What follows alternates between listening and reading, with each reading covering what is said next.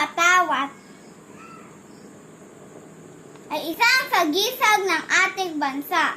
Ang ating watawat ay mayroong iba't ibang kulay at simbolo. Ang kulay puti ay kumakatawan sa kalinisan.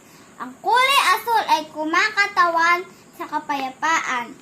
Ang kulay pula ay kumakatawan sa katapangan. Ang watawat ng Pilipinas ay may tatlong bituin na kumakatawan sa tatlong malalaking pulo ng Pilipinas: Luzon, Visayas at Mindanao. Sa gitna ng tatlong bituin ay mayroong araw.